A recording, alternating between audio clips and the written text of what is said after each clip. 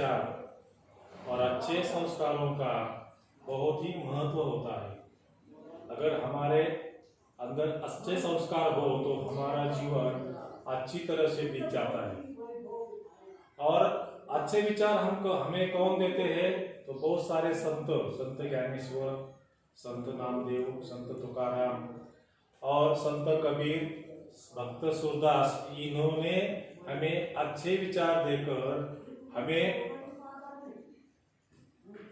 हमारे जीवन में एक अच्छा सा जीवन हमारा बनाया है। तो चलिए आज हम अनमोल वाणी इस कविता के माध्यम से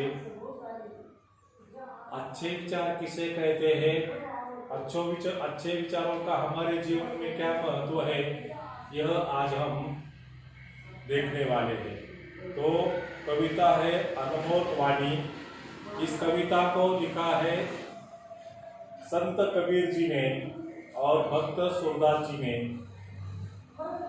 इस कविता में हम संत कबीर के बीजक और भक्त कृष्णदास जी के काव्य सुर सागर से उत्पत्ति लिए गए हैं।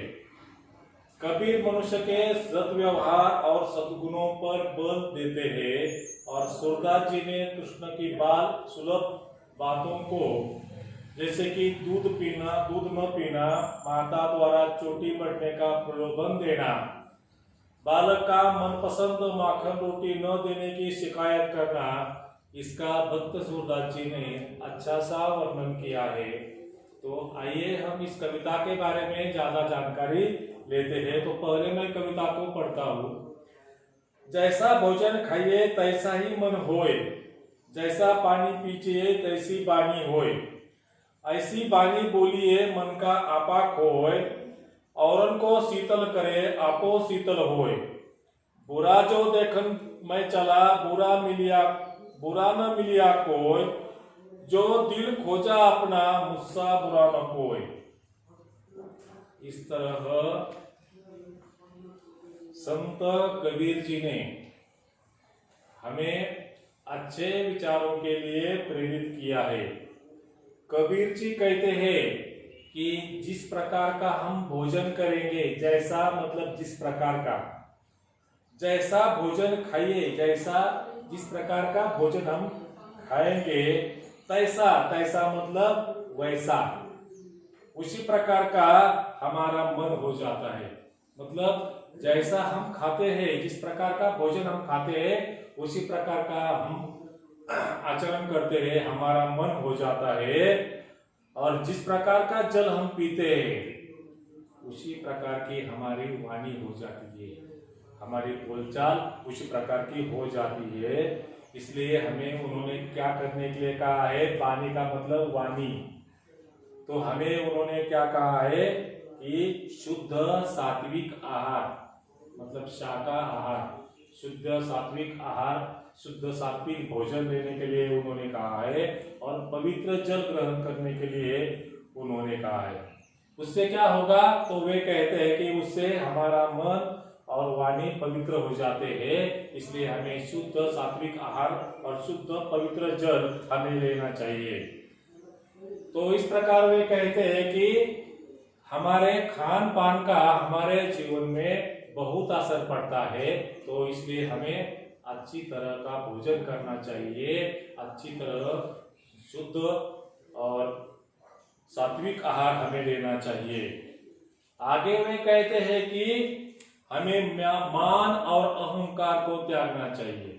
उन्होंने कहा है कि हमें आपा का मतलब है अहंकार। हमारे मन में बहुत सारा अहंकार होते हैं। स्वाभिमान होना ये कोई गलत बात नहीं है, लेकिन अहंकारी होना ये बहुत बुरी बात है। लोग अहंकार से लथपथ हो जाते हैं और अहंकार से हमारा जीवन नष्ट कर देते हैं। अहंकार में बहुत सारे घटनाएं हो जाती है हमारे जीवन में। तो हमें अहंकार को त्याग देना चाहिए और दूसरों के साथ हमेशा मधुर और विनम्रता से बात करनी चाहिए।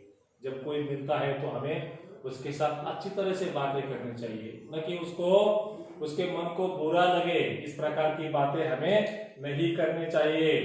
ऐसी बातें करो। एक आगे कहते हैं कि ऐसा बोलो कि दूसरों को प्रसन्नता होनी चाहिए, दूसरे का मन शांत होना चाहिए।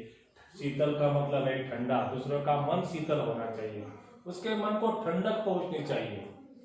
ऐसा नहीं है कि वो हम क्रोध से उसके साथ बातें करेंगे और वो भी ज्यादा क्रोधित हो जाता है, वो भी गर्म हो जाता है। तो इस प्रकार की बातें हमें नहीं करनी चाहिए।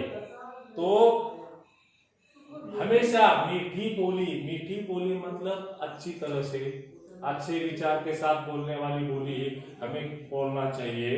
तो इससे क्या होता है, हमें तो आनंद मिलता है, लेकिन सामने वाला भी हमसे प्रसन्न हो जाता है। इसलिए हमेशा हमें क्या करना चाहिए कि अच्छे व्यवहार दूसरों के साथ करने चाहिए, अच्छी तरह से बातें करनी चाहिए और हर्ष के साथ, आनंद के साथ, प्रसन्नता के साथ और उनके साथ व्यवहार होना चाहिए, हमारा बातें होनी चाहिए। और अच्छे व्यवहारों से दूसरों के दिलों में हम जगह बना सकते हैं। अगर हम बुरा व्यवहार करते हैं तो सामने वाले के मन में भी हमारे मन में बुरा प्रभाव पड़ता है। तो हमेशा हमें क्या करना चाहिए कि अच्छे विचारों के साथ दूसरों के साथ व्यवहार होना चाहिए, मीठी बोली होनी चाहिए। बोली मतलब वाणी, और उसका अर्थ है वाणी। हमारी वाणी, हमारा बोलना अच्छा होना चाहिए, दूसरों के साथ अच्छा व्यवहार होना चाहिए। तो कबीर जी आगे कहते हैं कि दूसरों के जीवन में हम अगर अवगुण ढूंढते रहेंगे, हमेशा कुछ लोग ऐसे होते हैं कि दूसरों में अवगुण ढूंढते हैं, बुरा उसमें क्या है, अच्छाइयां नहीं देखते। अगर कोई सफेद वस्त्र पहनता है और उसमें छोटा सा दाग होता है, उस दाग को देखते हैं, जबकि उन्होंने कितना अच्छा शुभ्र वस्त्र पहना है ये नहीं देखते, सिर्फ दाग को देखते हैं। एक दाग है, उसको बोलते हैं दाग है तुम्हारे कमीज में। तो ये नहीं होना चाहिए, उसमें हमें अच्छाइयां ढूंढना चाहिए और हमें आत्मविश्लेषण करना चाहिए खुद का कि हम कैसे हैं। हमको अपने मन में झांकना चाहिए, हमारे अंदर हमें झांकना चाहिए कि हम कैसे हैं। अगर हम बुरे हैं तो उसका असर सामने वाले से पड़ता है। तो हमें हमेशा अपने अंदर झांकना चाहिए कि हम किस प्रकार के व्यक्ति हैं। तो कवि कहते हैं कि मैंने जब अपने अंदर झांका तो उन्होंने पाया कि मुझसे बुरा कोई नहीं है, सबसे स्वार्थी और बुरा मैं हूँ, मैं खुद हूँ। तो मैं दूसरों में बुराई अब क्यों ढूंढ रहा हूँ। तो हमें हमेशा अपने अंदर झांकना चाहिए। अगर हर व्यक्ति इस प्रकार का आचरण करेगा कि खुद के अंदर झांकेगा तो उसको बाकी लोगों में अच्छाइयां दिखने लगेगी। इसलिए हमेशा दूसरों इंसानों में अच्छाइयां है, उसको ढूंढो और अच्छी तरह से दूसरों के साथ व्यवहार करो। यह कवि संत कबीर अनमोल वाणी इस कविता में कहते हैं। तो यहाँ एक कृति हमें पूरी करनी है। कवि कहते हैं कि ऐसी वाणी बोलनी है जिससे क्या होता है, दूसरों के मन को शांति मिले, दूसरों को शांति मिले। ऐसी वाणी हमें बोलनी चाहिए और ऐसी वाणी हमें बोलनी है जिससे अपना मन भी शांत हो। इस प्रकार की कृति हमें करनी है और हम इस प्रकार का आचरण हमेशा अपने व्यवहार से दूसरों को दिखाएंगे। धन्यवाद।